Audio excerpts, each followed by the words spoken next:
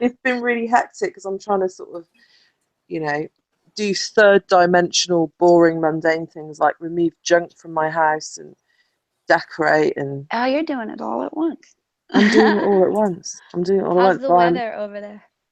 it's well, we had on my it was my birthday on the 26th of May, and we had this really Happy super. birthday. Oh, Yeah, thank you, happy birthday. Wow, there thank you you. I went to are. see You also Russell too. Brand a couple of nights ago. He was amazing in You saw Bristol. Russell Brand?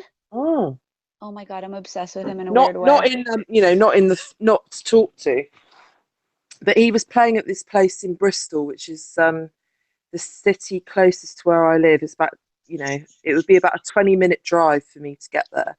You know, I don't Um, think I would stalk many people to have a conversation with, but he might be one person I might actually stalk to have a he was conversation with. amazing, but they had such strict security where I went to see him Uh-huh. that there He's was no very way well I could have filmed. protected.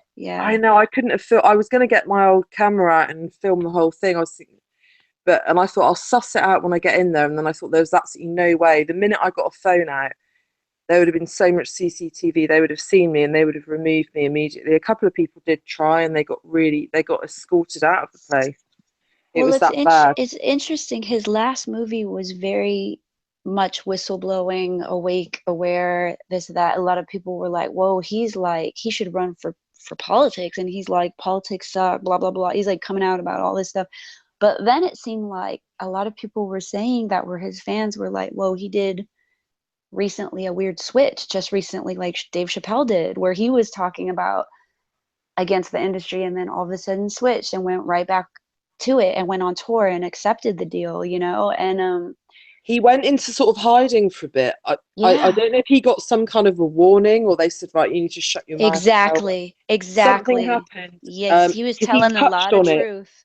If He you see touched his on it in last his movie, you guys will enjoy it a lot. He's see wearing a it. white See suit, it. I think, in the picture. It's I think it's the one where he's wearing a white I think he's wearing white slacks and a white blazer. It's not the Messiah complex one. That one I did not like very much. And it's not the one where he's talking about drug addiction or homelessness. Those were two separate documentaries he did for Netflix. Yeah. But it's worth you guys would both really love it, I think. Really a lot. It's really good. I haven't watched it, not because I don't want. It's not a case of me not wanting to watch it. I just haven't got around to watching it yet. But Exactly. um, my sister arranged it for me as a surprise because she knows that I really like him. She really That's likes him so too. awesome. So she was like, "Oh, I've got this really cool surprise," and she was Oh going to my tell me like God. about a week before, but then she said she told me about a month before because she said I just couldn't keep it in. I had to say that we were I going to would freak Russell out and Brand. be like I would be like a teeny bopper if I went to go see He was Russell so Brand. good. He was absolutely hilarious. I He was just I brilliant. love him. I Really love good. him. He was great.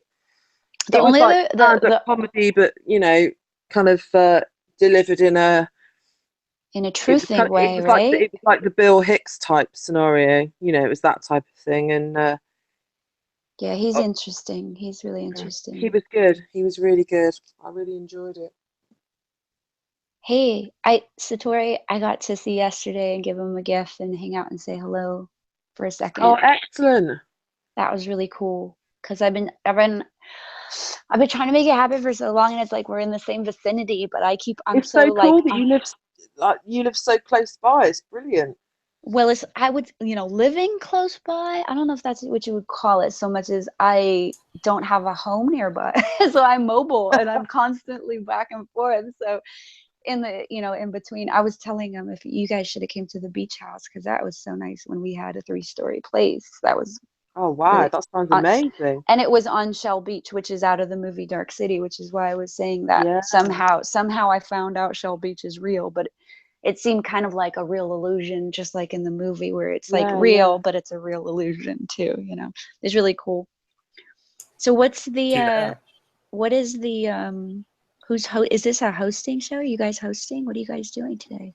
No, we're just hanging out, I guess, right? This is kind of a hangout, and then if Dan wants to mix stuff in or create from this hangout, then you can. I guess that's my to define it. That's kind of how I'm viewing it. I don't know if that's Mm-hmm. right Yeah. or Mm-hmm. does Yeah. that I mean, I sound. didn't even sleep last night. I had the same situation with the environmental evasion's trying to I don't know, like be one with my environment, like a fly on the wall, without like actually being reactionary enough to where I like have to say something, but it's not acceptable. So you're just like, don't say anything. I've like mild Tourette's, which is funny No, because don't. Just let the Tourette's flow. I I can't because I it's have the not. Tourette's too. Not the But Yeah. swearing Tourette's, but just it's the honesty, yes, having the said true anything with thing, the true Tourette's. thing, the The true truth thing. Tourette's.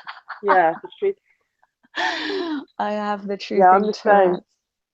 And I Thing is, don't want to put anyone in a position because it's not my place really to say. So I'm trying to be discreet, but Satori knows I've been on the I think verbal like the point we've edge. reached collectively, as a human species, if we can't, in 2017, in the age of information, allow ourselves to be who we are, then I don't know when it's going to happen. Do you know what I mean? So I would say Oh yeah. full Oh yeah. scale, full speed ahead, truth Tourette's, Oh let it totally. all out. I had a great comment prepared when I was woken up in what was it, 3 in the morning, and kept up till noon. And I just was really nice about it, and I didn't say it because I knew it would be like mildly jarring for this person to hear a girl really take something so so what, it's like one of those things where you're woken up in the middle of the night by cries of ecstasy, only it's trash, right? You're like, wow, where's this coming from? So you're trying to figure out in your mind, you're dreaming. So I call it infiltration of like thought infiltration, because you're like half asleep, right? They're thought waves. Thought waves Yes, that thought waves. Where's the energy whatever you're coming aligned from? to. So Yeah. what brings you the most joy, what you resonate with, even if you let yourself, conversely, let yourself lapse into negativity or whatever the thought process is, you will align yourself with other vibratory thoughts or thought waves of a similar nature. Well, I So agree. Yeah, it's sometimes really you can get interesting this kind because of stuff going into your head and you're thinking, in fact, sometimes you can be like, for example, walking through a supermarket or something, and mhm. you're like suddenly getting these weird thoughts, and you're thinking, God, did I just think that? That's really awful that I've just had that thought process or Yeah. whatever. But you're constantly walking through this sea of thought waves and vibration that obviously we can't necessarily see, touch, or hear or anything. It's just, so occasionally these thoughts come into our heads and they're not necessarily your thoughts. They could just be thoughts that because of your thought processes as a general theme for that week, for example, depending on what you've been doing, will influence what you connect with, what you align yourself with. So you could then, in a kind of telepathic way, pick up on other thought waves that are floating through the sea of mind, if that makes sense. Yes, So and then that's you exactly what it have these felt thoughts, and like. sometimes you're like, hang on a minute, that's totally against what I believe and what I feel. I would never have that thought. Well, And then you feel guilty about it. I can But tell it's you what you're saying is it's spot on, because when you hear moans while you're sleeping, you're half awake, they're like cries of ecstasy, but they're not really. And then you overhear parts of conversations, and you try not to laugh. You're somewhere in between dream sleep, and you're like, this is not my reality, but it feels like it's infiltrating your reality, and um you're trying to be like vigilant, I feel like, and aware, so that it doesn't become like consuming, because it's confusing to me and really reminds me of being younger as a child, hearing those similar things and knowing that there's just all this stuff around me going on. So it could be one or the other. And it's interesting how they sound similar. Someone could be crying out of passion or ecstasy. You never really know. And then you fall back asleep or something, and then you hear it again and you're like, whoa, what was that?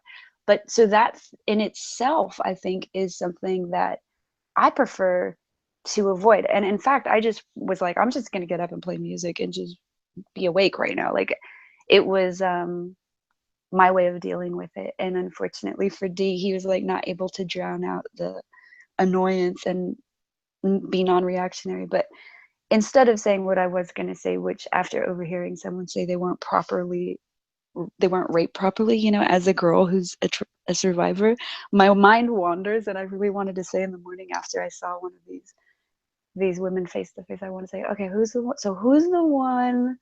Well, really casually, right? Like, so who's the one that didn't get raped good enough? You? Okay, you? Yes, please go get fucked properly first. I would like to say that foremost. But instead of saying that, I just said, wow, you guys are super loud. Are you always so loud? And they were so embarrassed. And I was just thinking, when someone acts that way and then says, oh, maybe that's just part of our personality, and you're like, yeah, no, it's just rude, you know, you just kind of like, you're just smiling and you're trying to be, you know, diplomatic about it. So instead of saying what I was going to say about it, which would have been my sense of humor, but nobody would have got it. It was really off the cuff humor, like, yeah, who's the one that was complaining she didn't get raped, you know, well enough in the middle of the night and keeping me up for so long? You? Okay, you, yeah, go get fucked. Because I thought it was funny. And the thing is that's the dark city, like the really the humor I find around me in just what other people I think would perceive as really a dark reality, I actually have to laugh at and be like, I can to transmute that into something funny. Yeah, that's the luminous dark. The There luminous you dark go. tales. Yes, Yeah, exactly. where the darkness this shimmers just right, and you're like, oh, okay, I see what's going on. Yeah, I'm the same in that respect. I tend to laugh at things that most people would perceive as very dark.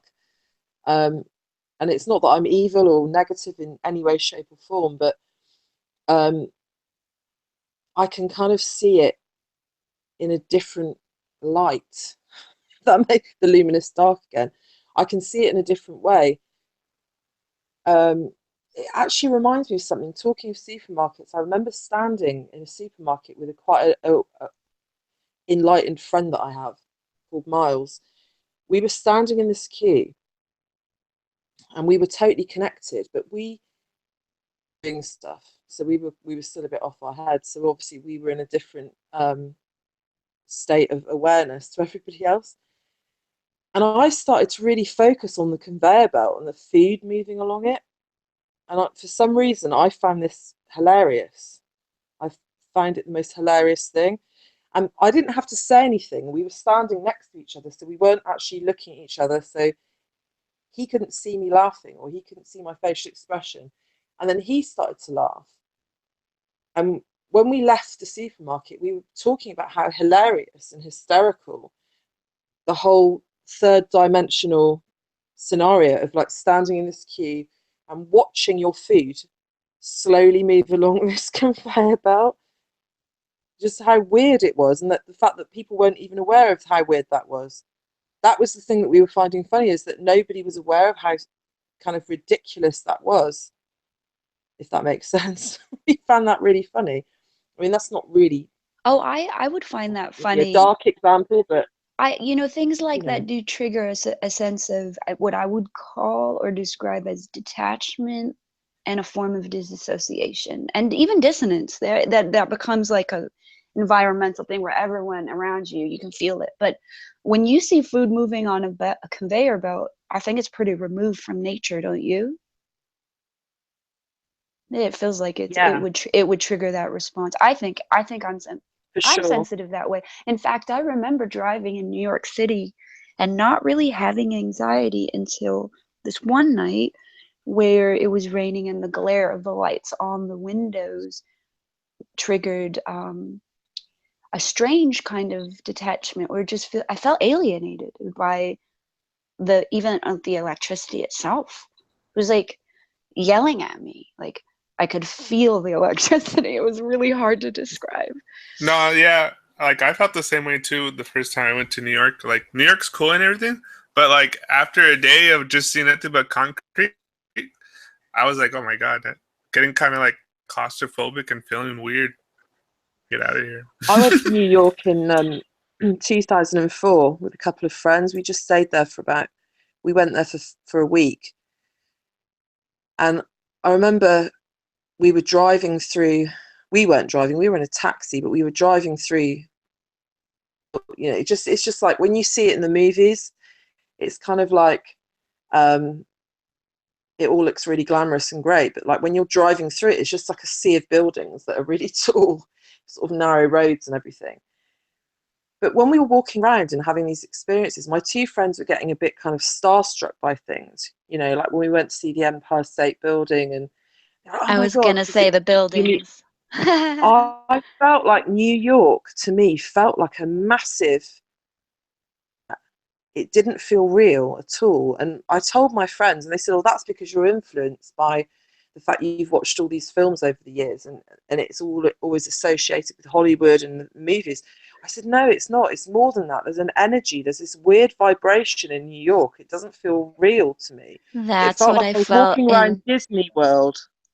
That's what it felt like." And I've been to Disney. I went there when I was 15 with my family, and it was like that. There was some kind of unnatural feeling about it. I can't explain it. It's interesting. That's where like Dark City comes in the movie. It feels Total. like that, Oh my God, like it's a almost dream, like but Inception, like where a it's different changing. dimension world. Totally. Like you ever had those dreams where you like, hey, am I awake or am I dreaming? But it feels real, but everything's slightly off. And you're like, what the fuck is going on? Yeah, It's it was weird. I yeah. would say the majority of my dreams are like that, where I'm not sure if I'm awake or asleep, and I think that might be some of the PTSD a little bit. But it's interesting because there are times where I feel it's a tool, because you get used to it, so you just say, okay, I'm not going to ever rely on being, when I'm awake, even fully awake, or so it's like I think it tricks me into being aware in some ways of other times where most people are sleepwalking, if that makes sense. But what's interesting is that feeling you described about New York City, I had when I walked the streets of DC. I felt like I was walking the Monopoly game, and it freaked me out. Yeah, that's a The really good same way of feeling. describing it. Yes. It was a strange, it was almost like nothing was real, and it was, everything that happens in New York is kind of engineered, or like they've got things under a bit, like in the old Superman, Christopher Reeve, and like there's like, I think in Superman 2, when they have that epic fight with General Zod and everything, and they're having this fight, and all these things are going on, and these explosions and things, and obviously that's when you watch the film, especially when you watch it now, you can see that it's all kind of special effects, obviously, but it felt as though there was actually things in New York that could engineer these things that could happen. I'm not saying that that's actually true. I'm just saying that's how Well, it felt to me. That's how you unreal it felt. It you was you really are weird. I mean, you are really reading to me the reality of. Now, I was in New York before 9/11 happened. I was there during 9/11 when it happened. I was about a Oh my mile and God. a half away from it, and we were living in a very, very large, almost warehouse space in the Lower East Side, a very cool area of New York, the Village. And it was once very, like, mixed, and had a lot of drugs. It had a lot of punk rockers. It had a lot of mixed musicians, Talking Heads, Blondie, all those cool bands came from there. But it was more seedy. But by the time we lived there, I would say it was fun, and it was right before it became super, super fancy. And it was so fun to where you could walk to the corner and see like at least three people you knew were up and coming famous, either musicians or models or producer, and they were working with the Strokes, or just big people of the time, Regina Spektor or whatever. But you're just saying hi and having coffee, like, oh, they're your neighbor. It's really fun. So what happened was we were in a situation where we lived in this non-conventional tattoo shop. It was a huge tattoo shop, and we had an iron gate, and we would pull down the front of it. So when we found out about 9/11, of course I had a precognitive dream where I woke up and talked about bloodshed. I specifically said I remember never having a dream of war before, first of all. I remember saying that. I remember saying there were body parts all over the floor and blood, and there was ammunition everywhere. So I said the interesting part though was it was all white people in uniform, and my partner was at the time that I had been with for almost 10 years. He said, "Oh, it was just a dream." Suddenly we get this rapping on the metal gate. Bam, bam, bam, bam, bam, bam. They said, "You guys need to open the gate." Because they know we don't watch TV. We would, use the computer, and, we'd stay up all night and game and stuff on the computers. But he's like, "You guys got to check out what's going on." So he tells us to come next door, look at what's going on. We see what's going on. And I'm like, this is weird. I just dreamt this stuff, and it felt like no outward threat, that it was all canned. So what you're saying is how I felt the day that it happened. In fact, what I saw happening was people were fighting on the corner at the liquor store. They were punching each other out over water. Okay? I felt like that was staged. I felt like a canned, crisis, and made these people act this way. Like, I was seeing this around me because I have PTSD, and I was like, something about this feels like a trauma attachment thing. So then I noticed we walked to a neck further down to get water because there's no more water. Then they were IDing everyone to get to your corner. Okay, as soon as that happened, I felt it was staged or canned in order to obtain more of information, because I was like, why do you need my ID? What are you talking about? You think I'm a terrorist right now? Like, really? Can I just go to my house? Like, so it was like suddenly we were showing our ID to get to our corner. Okay. And they were taking down everyone's ID and information. And I was like, something about this does not feel right. And not only that, I'll say lastly, the smell in the air, and that the debris that was on the tops of cars, because we were only a mile and a half away. So all the cars were covered with a thick coat of ash, and it was disgusting, smelling like burnt rubber and probably bodies, and had this other strange smell that was obviously, later came out. I think they used something, chemical was used or something. That's what I kept saying, is I smell something else. Okay, I have a really good sense of smell. It didn't feel right. So that went on, that smell, for months and months and months and months and months and months. And the trail of dust when cars would drive by would just go, it was really hard to watch.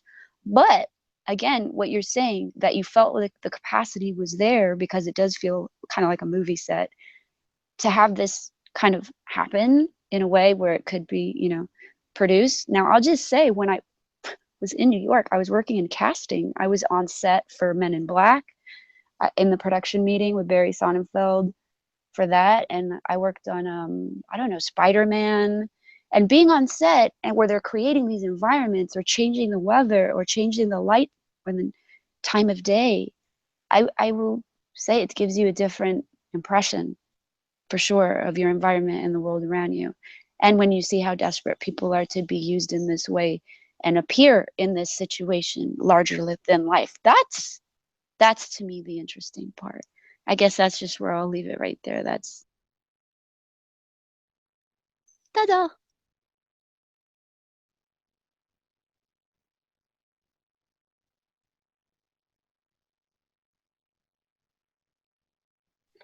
What happened? Did I lose you guys? Come here, you. No. Venus is here with me. She's trying to say hi. Venus, yeah. So for the 24-hour Imaginarium, we have Life is People at 11. That's over here. So that should be good. On the 6th. Yeah, on the 6th. Okay. That's the 24-hour Imaginarium.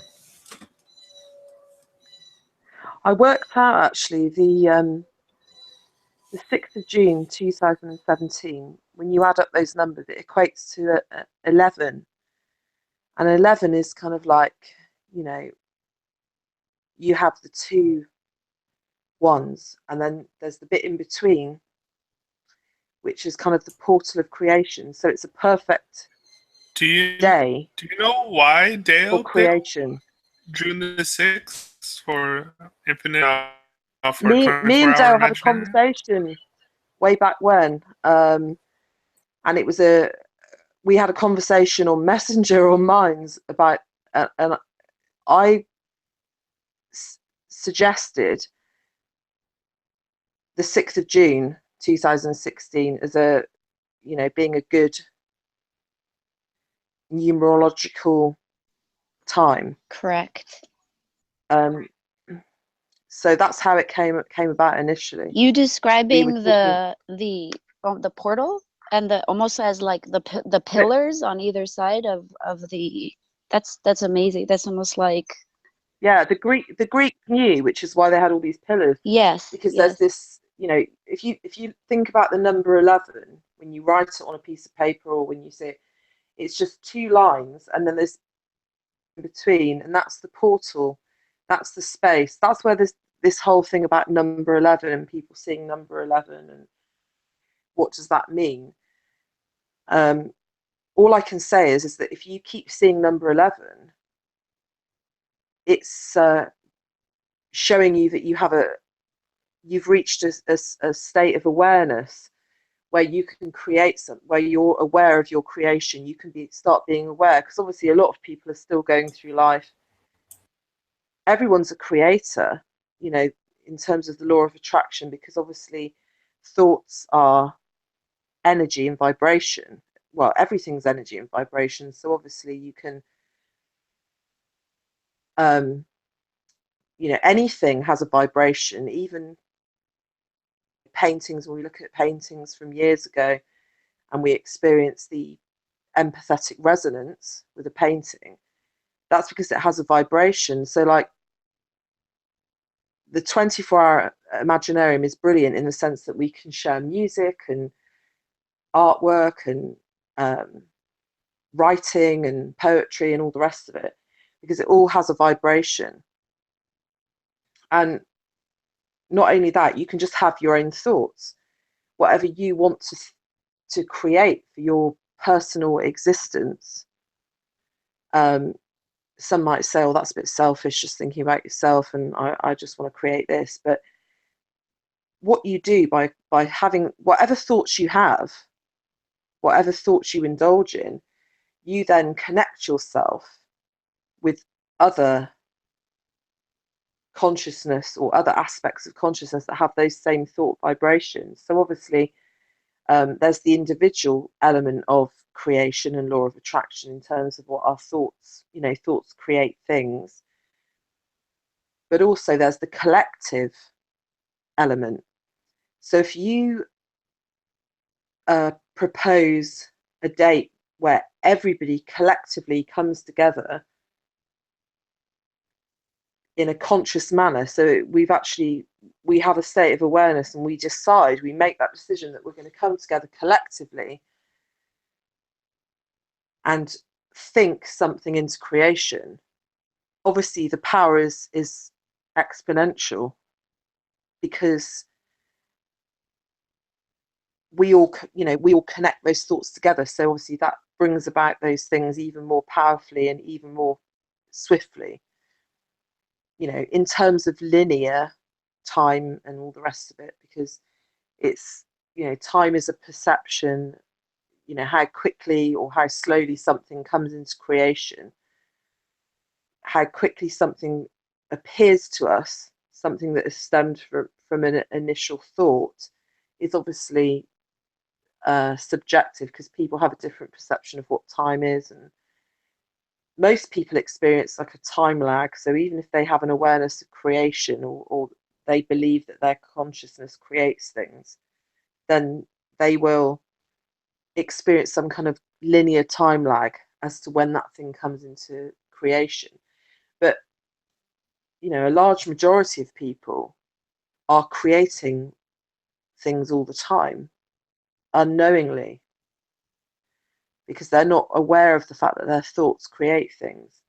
So obviously whatever you think or Dan thinks or what I think connects us with other like-minded, or like attracts like thoughts, and then it builds and creates something. So Oh, I agree fully. The Dark City thing took over. It was like I was living this reality and I had no one to share it with, and I started sharing it, and it was more and more every day story was like, wow, another level of another chapter of the Dark City, another series, another episode of the Dark City. And it really feels that way. It does. The ability is there to articulate those those situations into a creative process and really share them with people and enjoy them with people in a way where we maybe dread them on our own, or they can be overwhelming, um, when we're alone with all that in our own heads. It's like the universe Yeah, is governed by law. So quite often people speak about, the law of gravitational pull, or, that gravitation is what pulls human body or human physical embodiment to the earth. And that's kind of widely accepted amongst the larger collective of minds. Have you ever heard the gravitational pull? The gravitational pull was something that the Flight of the Conchords said. The And gravitational pull. yes, and it might be something Satori can relate to, with him having always a fondness of saying something to a beat, like a good beat, but with, I mean, a gravitational pull is something I think we all have as well, because it's there's The groove attraction. is what we resonate with. It's like Yes, there's that's what connects us to other like minds or and like-minded thought there's processes. Yeah, we're on yeah, there's we're the in we're flow in the same too. Some groove. people, yeah, exactly. But it's like, people often want some kind of proof of how it all works. But like if you take a magnet will draw something to it. We can see it happening. So if you take a magnet, you see it will draw something to it, and a big lump of steel will stick to it. But there is no kind of evidence in terms of the five sense reality that we all experience. So we don't smell it, we don't hear it, we don't taste it, but we can see it happening. So we know that there's an energy that is being emitted by that magnet that will pull that piece of steel towards it and stick it to it. So, and that's the same as the thought vibration. Thoughts are the same as magnets. So that's what the law of attraction is. And if you do that consciously on a collective level, it's very powerful. And then if you bring the numerology into it, and you understand how the numerology works, it's even more powerful. I really like that you're So into numerology. Thanks for saying about 11s. I've been seeing them lately more often than I ever have, I think. when Nikki was talking about that, and I don't know why I never noticed this, but like subconsciously, obviously we were probably all aware of it, but just consciously, I was aware that the infinite Imaginarium, the two eyes, are the 11. I was like, oh shit, that's kind of weird. No, I totally did not just notice that. That's awesome. So, like, for instance, when Nikki was talking about the 11s, like just when she said that, like I became consciously aware of, like I see Infinite Imaginarium Hangout number 1, and then like those two things kind of like shine, like oh those are 11s. That's weird. Before, like I never realized it or was aware of it, like consciously, until that moment. I really like thinking about them as the pillars. I never really thought about them that way, and now I am. Ever since you said that, now I can't get it out of my mind. I want to draw that.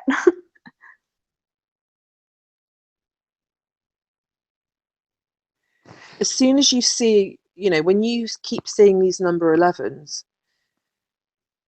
take that as an opportunity to create something on a very powerful level. It's like it's showing you a portal. The 1111 phenomenon, or whatever, however people want to describe it, is a consciously aware person being shown a portal for creation. You know, so the 11 is just symbolic of a portal. Hence, you know, like I said, 2 ones, there's a space in between, and that space in between is your opportunity to create something. So those are the times when you can consciously create, or you can at least be, it gives you the opportunity to be aware of what your thought process is, which is what meditation's all about, because meditation is about becoming aware of what you're thinking.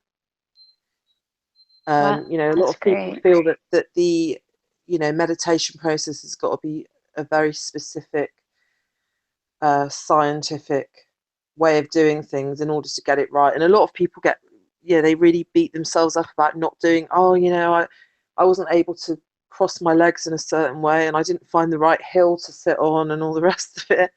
But the reality is, you can be, when you lose time, you're in a meditative state. So if you were gardening, for example, or you're cooking or whatever, if you lose time, or you're with a group of friends and you all go, oh gosh, yeah, that was brilliant, we had a really good time, and you know, it seemed like the hours just flew by.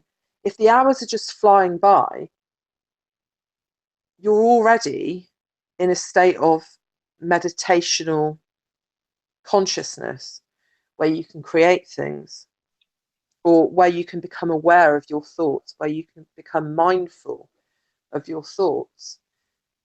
The whole the beauty and benefit of being able to meditate is that you can be a conscious creator, as opposed to just creating things randomly, you know, where people then see it as a series of good experiences and bad experiences. You can just become conscious and just create all the things that you want, as opposed to all the things that you don't want. And there's no kind of issue of there being a exhaustible supply, or if thousands of minds all want this, then is it not going to be exhaustible? You know, eventually it's going to run out. The beauty of it is every individual person has different wants, different desires, so they all want different things. That's the beauty of it. Although we kind of think that that's not the case. We think that we all want similar things, which is true to some extent, but actually people all want different things. So there's never going to be a case of things running out. That's one of the biggest myths of third dimensional existence, is that things will run out, and that, you know, there isn't any abundance, but there is abundance in everything. So because we all want different things, that's the great fact of creation. You just reminded me of something. It's really interesting because it pertains to the talking about the environment of New York feeling like a set, as well as the dark city concept, as well as people wanting different things or wanting the same things, and wondering that I think I've mentioned this. I went to see the movie The Matrix. It was a midnight screening in New York City. And I think what it was probably because he waited till everyone was seated, is my guess of the reason why I turned around in a movie theater, because people don't usually do that when you're in a dark movie theater. They don't usually do that. But I think he sat after everyone else sat, and that's why I looked to see who was sitting behind me. By that point, it was the part of the Matrix where they're showing the code coming down the screen in the beginning of the, and all I saw, I turned around and I realized that I'm seeing Lou Reed, but not really understand, like my brain's not really understanding, because all I'm seeing is the reflection in his aviators, which he's known for, right? And I'm in New York City, and he's with, of course, like the other really famous woman that he was, what's her name? Laurie Anderson, I think she's a performer as well. And it was so surreal. And I guess I was like, I guess people do want the same things. He wants to watch The Matrix. But it was like, for me, it was like seeing The Matrix, watching The Matrix in The Yeah. Matrix. So you already woke up from the Matrix before you saw the Matrix. You're like, oh shit. You see Lou Reed, and then It you was wake weird. up. Yeah, I turned around, I saw this reflection in the aviators of the code of the Matrix, and I'll never forget it. Never, ever, ever, ever. It was all I could see was he was wearing his traditional leather coat, traditional aviators, looks exactly like himself, and probably why he sat after everyone else so he wouldn't be noticed right away. And literally, he just wanted to watch The Matrix because it was a new movie. But I was like trying to watch The Matrix and like trying to wrap my head around feeling like I was sitting in The Matrix. But like I didn't feel connected to either, really, if that makes sense. It was great. It was really cool.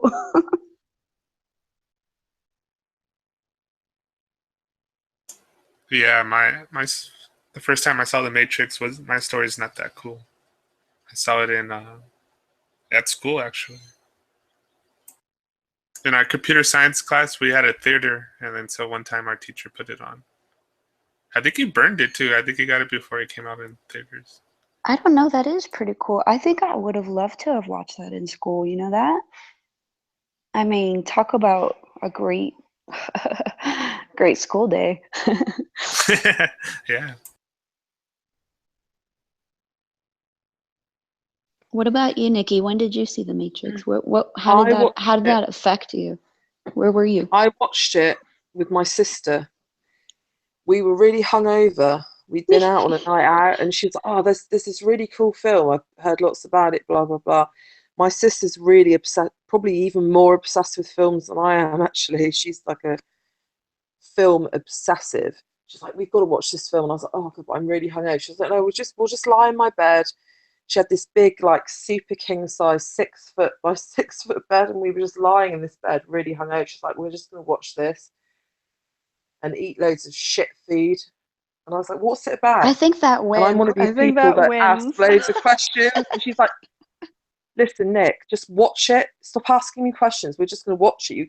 I haven't." She was like, "I haven't even seen it. You're asking me all these questions, and I haven't even seen the film myself." But she's always been the kind of the voice of reason because I've got two older sisters, and I've always been the youngest. So I'm sat there going, "Yeah, but what's it about, Rach? And do you know anything about it?" And no, I don't know anything. Let's just watch it. So I watched it with this hangover, but I got totally drawn into it, like I was on some sort of trip. And weirdly, she was really into it. She really liked it. But obviously, it kind of, she was like, "Yeah, whatever." And then we were on to the next film. I think we watched Dog Day Afternoon straight after, which is a bit random. Yeah, we watched that film. We just That's had a this whole great session movie watching. too. What a fun. I know, we watched that straight after The Matrix. We just had this movie day. So we started off watching The Matrix. And I remember really wanting to talk about it, and she was just like, "No, no, no, I'm putting on Dog Day Afternoon now. Let's move on to the next film." Wow, like, And then we watched Blue Velvet after that. So we were just watching all these films oh one my after the other. God. Oh my God, Um, speak that's a Dark City moment. I actually saw Blue Velvet on Nitrous, and I didn't know the movie was about somebody on Nitrous. It was a total accident. That was a surreal moment. That felt like a Matrix moment. That was weird too. That was random. yeah, but I was trying to sort of have this conversation with my sister about The Matrix, about how, you know, everything, even then, when it came out, I was saying, everything was about how I was kept using the term indoctrinated, but indoctrinated is the same as programming. And obviously we can program ourselves. You're Yeah, very there's a that's a scene when yes, she yes. has they install this program really swiftly into, so she can fly that helicopter. And I was thinking that is literally how the human biocomputer works. We can literally program ourselves to do things. And everything in society, the way the elites run everything is all about programming. So it's and then that then influences the thought process individually and collectively. And then they don't actually have to do, the elites don't actually have to do anything. They just, their own individual, because they have their thought processes. So they think what they think, which leads them to program control in a monetary sense, if you like. So they then put out all these things that program us, that Can I indoctrinate ask us. you a And then the question? collective just create everything. Yeah. Do you know the term the royal we? No, I've not heard of that. Well, I use this with kids and it works really well with them because we say that's not what we do this. And so they learn by assimilation, but it's a form of programming as well because we say, well, that's not what we do. And when you say we, you're involving other people. And so it makes them think Yeah. everyone, but I always use it in a very positive way. I never use it negatively. But I wonder, the term, the royal we is the term for that, like we meaning all of us, but collectively, but where does it come from? Does it come from, I wonder, like the royal family? Like I have to, I wonder, that term, it really sums up a way where people have found a mechanism to do exactly what you're saying. The indoctrination is a great It word. probably does, because when you go back Yes, into the yes, lineages, the royal yes. family in Britain are related to all the world leaders and all the presidents of the United States, and they're all related, DNA wise, family lineage wise, if that makes sense. So I'm trying to it wrap my probably head goes around George right back Bush. to something. Yeah, the one that I'm trying to wrap my head around is George Bush and his mother possibly being related to Crowley, and the fact that his Oh, mom Alistair Crowley, yeah, and the yeah, fact that his mom looks exactly like and you're like, that's like Crowley in a yeah. dress. The daughter, yeah. I've looked at a few things, and they do look the same. And I think the Bush family look very much like the monarchy, that Elizabeth and all Yes. of her family. They all look very similar facially. Mhm. Mhm. So, but when you go into it, the lineage, they're all related. So it's highly likely that it goes back to something Now medieval, something isn't that interesting that dates something that medieval.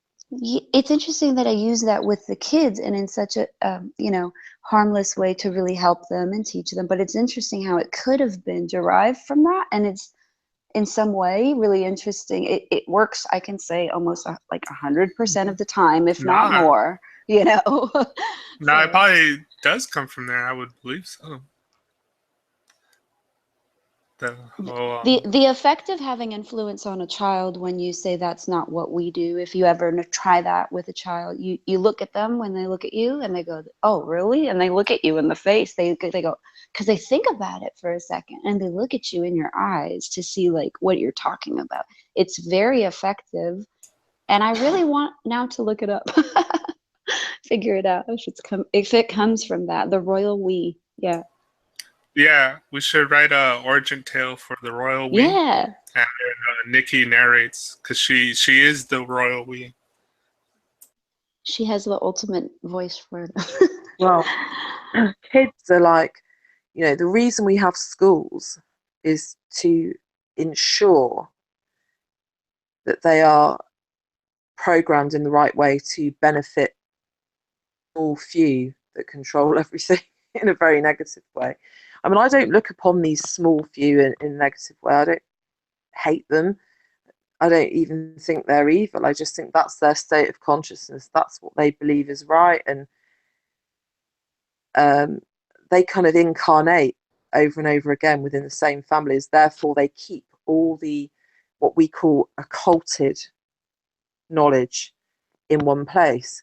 But obviously, the beauty of the age we live through now, the age of information, is that all this so-called occult information, there's this negative vibration that has been attached to that word occult to make people fear it. And also it flows through all the religions, that this is negative and this is evil and it's witchcraft and whatever.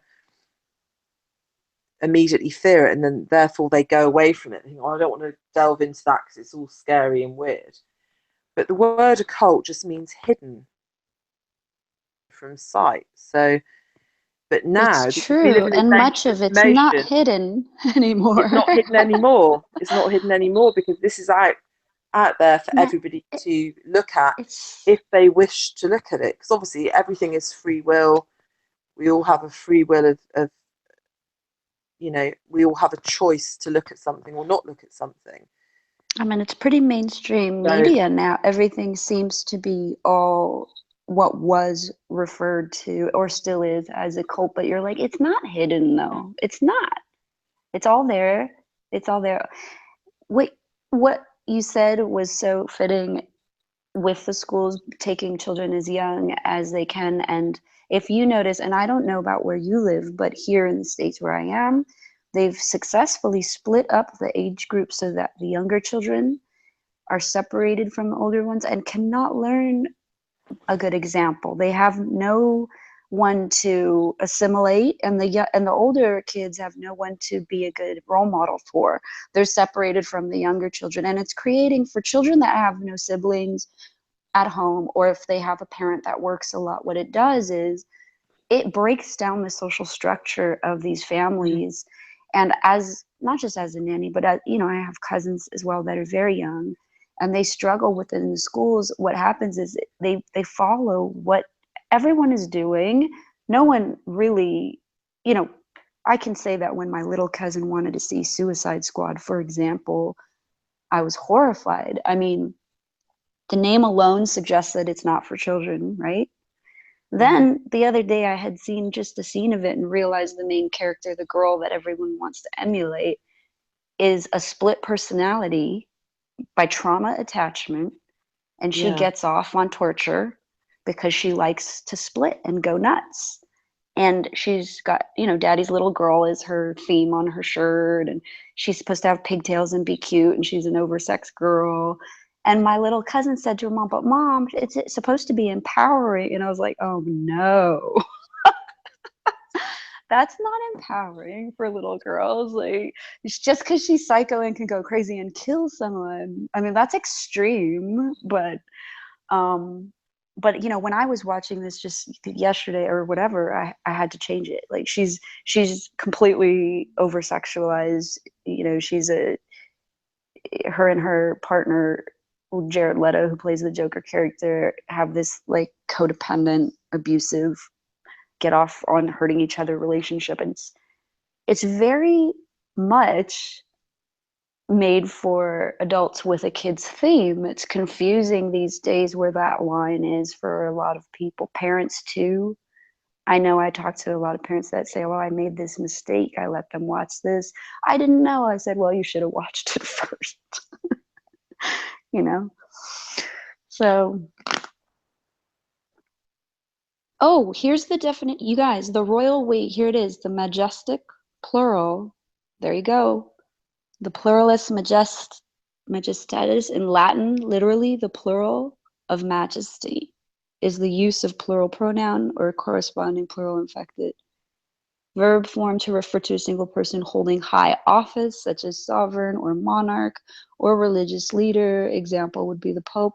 So there you go. The royal we is exactly what we thought it was.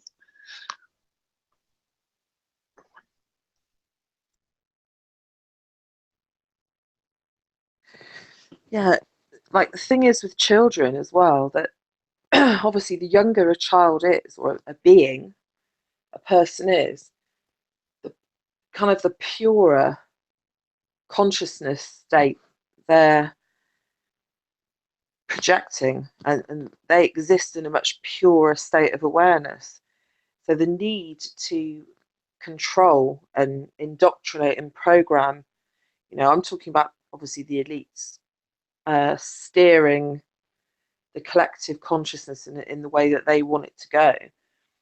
That's obviously very important when it comes to young children. So that's where the institution of school comes in, and obviously they're really cracking down on that now because more and more children um, are, because we're sort of heading towards this new epoch, this new era of awareness and light.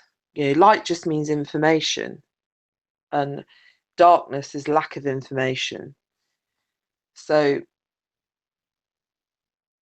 the period we're at now, the children that are being born are in a much higher state of awareness than they were, say, 200 years ago or even further back. So That's the need to true. control Yeah. them and program them, and the Mm. new sort of legislations and things they're bringing into the schools now is even more um, important to the elites and the ones that want to sort of create this new world order or Orwellian It's state, Orwellian Did you guys see that environment. article? There was recently, what you were describing, they recently were aiming advertising as young as like babies, at toddlers, like not even toddlers, like before you can even talk. Visually, they were showing, it was an expose on how they're targeting babies, basically. Mm. Um, I, 2-year-olds I and younger, yes, like 2 and younger, exactly, like 2 and younger, starting and them, getting them into a school, environment from a very young age. But even it's in, kind I of think this, masquerades as like, oh yeah, you need to get your child learning it. They kind of dress it up in this really great way, and yeah, yeah, like it's when your social child's really young. structure. But the reality is like we want to start indoctrinating them even younger now because we know that the children that are being born now have an even higher state of awareness I think you than they did 100 years I think ago. you hit the nail on the head. I think Satori would probably agree with this. A lot of people say, when people talk about like a utopian society, like they laugh, like, "Oh, what are you, one of those people that believes in You've like read a." too many books, Yeah, you've yeah, yeah. watched too many films, you're getting carried away and all that. And I Mm. think Satori would agree too, that like I think that the response for me nowadays, more so than not, is you have to anticipate the generation that will be born more advanced with a different understanding that will accept information like this and just say that's, you know, different than anything that's been done, because look at what's been done and that hasn't been working. And I was telling this one woman, I said, it may not be this generation, but I do believe by the next generation, the children are becoming so intelligent and so smart so quickly. I really, really believe you on that. I couldn't agree more, actually. And what you said about the coding of the, I believe you said some children can be born with like a covering over their pineal. Weren't you talking about that? Yeah, they some people are born um, with like a what I would call a sheath. I can't think of a better word for it over the pineal gland. So it's like I think we talked about this in a past Imaginarium discussion. You get certain people like um, who are very allergic to foods and things and are very sensitive to foods, and you get certain people who are kind of superhuman in the sense that they can eat, consume, be in any sort of an environment and it doesn't have any impact on them. And certain people have like a sheath over their pineal gland so that it never gets affected. It stays in that pure form. I think more and more people are being born, so more children, more youngsters are being born, and they're coming in fully conscious, and they have kind of this protect. It's not a coating. When I say like a sheath over the pineal gland, it's like I it can means that their picture pineal it. gland is not affected in any way, shape, or form I by pic anything. I picture it like the coating of the, It like, can't be calcified, put it that way. like the inside of your eye, right in the middle, like that is it has like a really tiny covering over it. I picture it like that. It's just the same way, almost like, almost exactly like that. Just a sheath, like you said, but like almost like the inside of your eye, like right in the corner of your eye. Like many people, anybody can decalcify the pineal gland. So whatever damage has been done to the pineal gland, they can reverse that. They can. But there I've are been people I who are definitely born have. Yes. with the sheath over the pineal gland, so it doesn't get affected. It doesn't. Um, that doesn't mean necessarily that because you've got a sheath over your pineal gland and that it doesn't get affected, that you wouldn't necessarily be sensitive to certain foods and things, because it just depends on your individual vibration. I mean, we've got all these different names, you know, like indigo children, crystal children, rainbow children.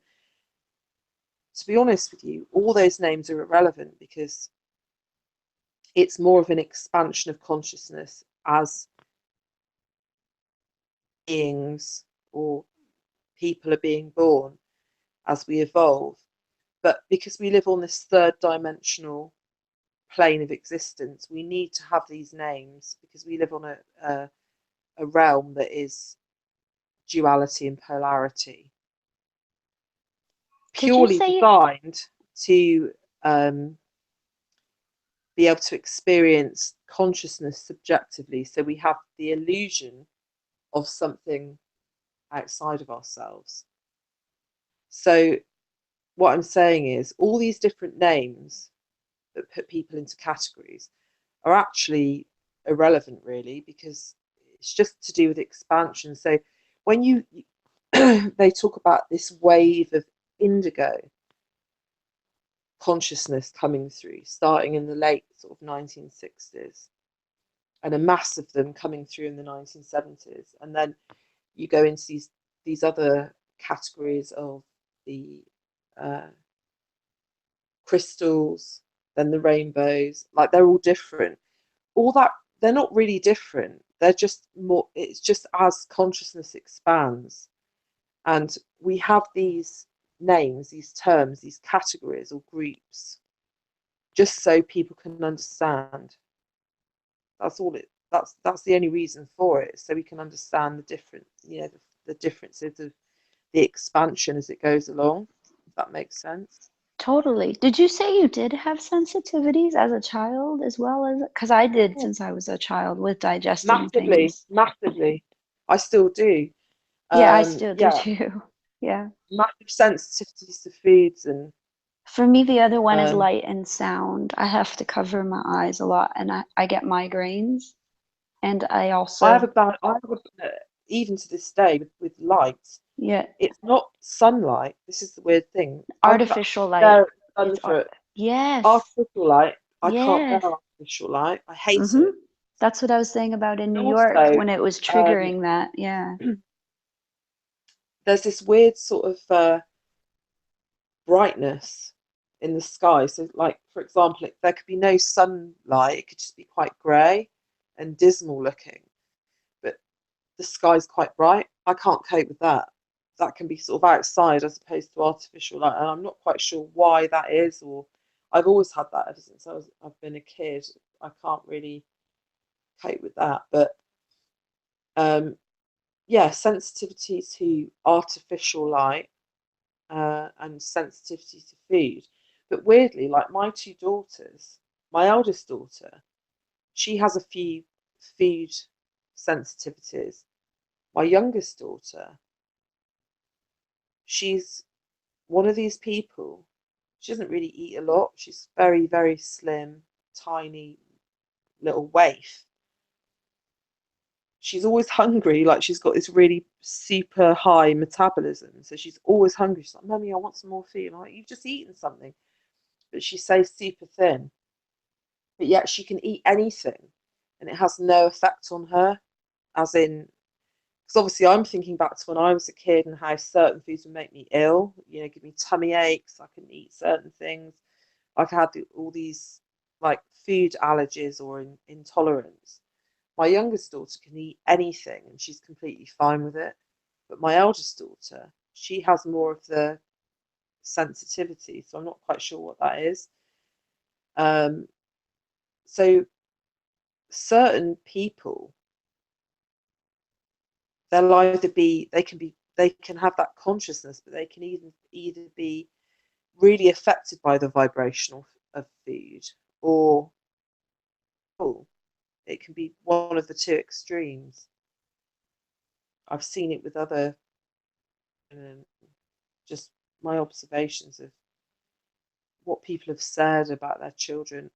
I've noticed a lot of children coming in from sort of 2009 onwards, children that don't have any sensitivity to food whatsoever, so they can literally eat anything like they're superhuman and it has no effect on them.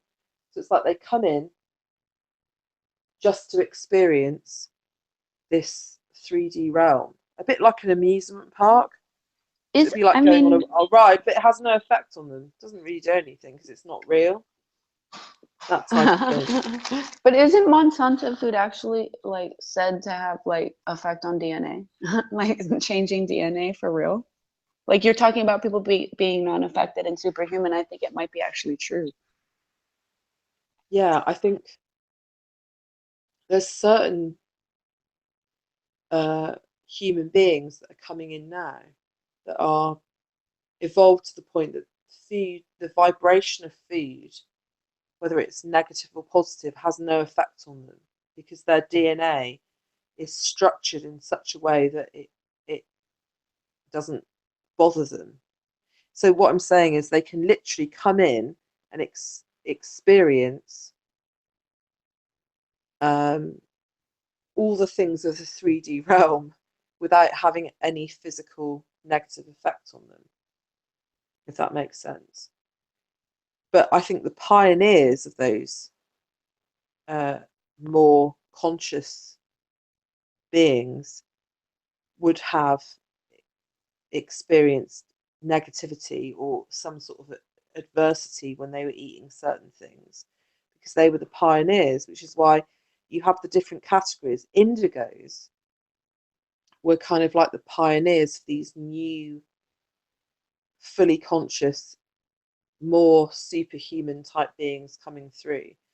Basically, how we would have been thousands of years ago, sort of in the period of Atlantis and before we went into our dark period of lack of information and being closed off, how we would have been then.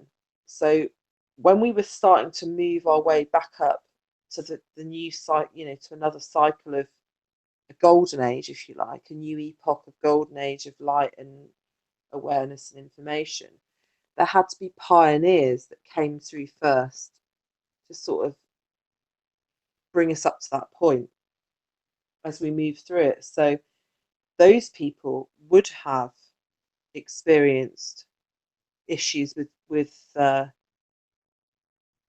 vibration of negativity. So if what I'm saying is if the souls that came in were fully conscious, they were coming into a period where we were going through more of a transition into a new epoch, into a golden age, they would have experienced some kind of adversity, some kind of clash with the vibration of the negative feeds or information, whatever's being put before us that is against